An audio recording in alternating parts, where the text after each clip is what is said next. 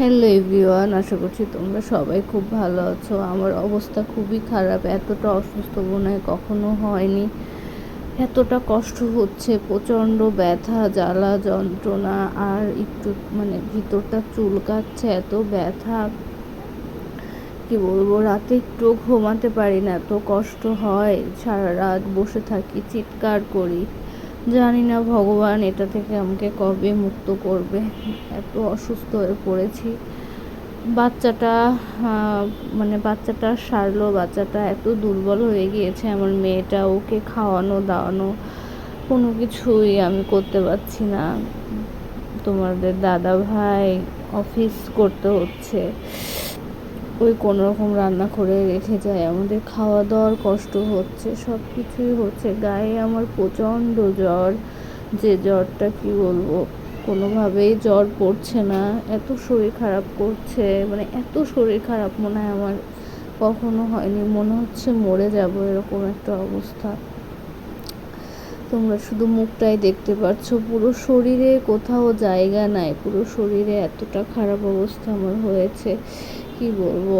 আর যখন জ্বর থাকছে তখন তো ব্যথা, তখন গরমটা টের পাচ্ছি না, কিন্তু যখন জ্বরটা, যেহেতু নাপা খাচ্ছি, না খেয়ে উপায় নাই, মাঝে মাঝে জ্বরটা একটু পড়ছে, তখন না ঘাম হলেই গাটা এত চিটপিট করছে, তখন বুঝতে পারছি যে ভীষণ রকম গরম। আমি নিচে বিছানা করে আলাদা করে শুয়ে আছি যাদের ছোঁয়াচে, কিন্তু বাচ্চা মেয়ে তো, আমার মেয়েটা বুঝতে চাইছে না।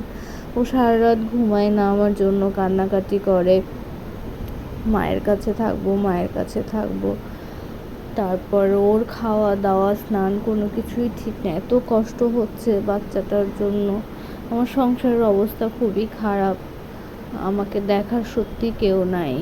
আর জানোই তো আমার মা নাই, মা বাবা ভাই বোন কেউই নাই, বাবা থেকেও নেই। সেগুলার বলে কোনো লাভ নাই। দুনিয়ায় বড্ড পাপী মানুষ হয়ে গিয়েছে, আমি এটাই বলবো। তা না হলে তো কেউ থাকতো, তাই না? এত কষ্ট হচ্ছে। মাঝে মাঝে হয়তো বা দেখো চোখ টোক ফুলে গিয়েছে।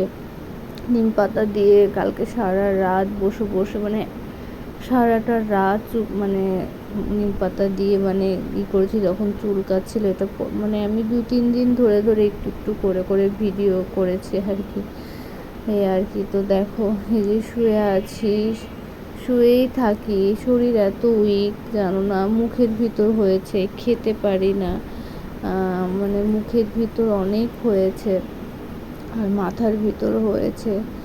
এগুলো আসলে যার হয়েছে সেই বলতে পারবে যে এটা কত কষ্টের। কী বলবো, কিছু খাওয়া যায় না, কোনো কিছু করা যায় না, গলার এখানে এত ব্যথা, কী বলবো। আর সব থেকে বেশি কষ্ট হচ্ছে ভগবান আমাকে, আমি ভাবছি ভগবান তুমি আমাকে সুস্থ করে দাও আমার বাচ্চাটার জন্য। আমার বাচ্চাটা ঠিক মতো খাচ্ছে না, কোনো কিছুই করছে না। তোমাদের দাদাভাই অফিসে গেলে, আমার দেবর এসেছে, ও ওকে খাওয়াতে পারে না, ও প্রায় সময় না খেয়েই থাকে। আমি জল লাগাতে পারি না, কী বলবো। তোমাদের দাদাভাই তো অফিস করতে হবে, এতদিন তো ছুটি দিবে না, আর ছুটি নেওয়াও তার পক্ষে সম্ভব না। আর পুরুষ মানুষ তো বোঝো, এত রান্না বান্না করতেও পারে না, যতটুকু পারছে করছে আর কি, এতটুকুই আর কি। এই তারপরে দেখো কানের ভিতরটাও হয়েছে, কোথাও বাকি না। আর প্রচণ্ড ব্যথা, মনে হচ্ছে যে নিজের শরীরে একটুও বল নেই, একটুও শক্তি নেই। ওই একটু একটু করে খাচ্ছি, ডাবের জল, ফল, যা পারছি তাই খাচ্ছি। যদি একটা দেখার মানুষ, আমার মা যদি বেঁচে থাকতো, আমার মা, আমার কেউ না আসলেও তো মা আসে, মা সন্তানের ছেড়ে থাকতে পারে না, আমার মা চলে আসতো। তো যাই হোক, আমার আপডেট।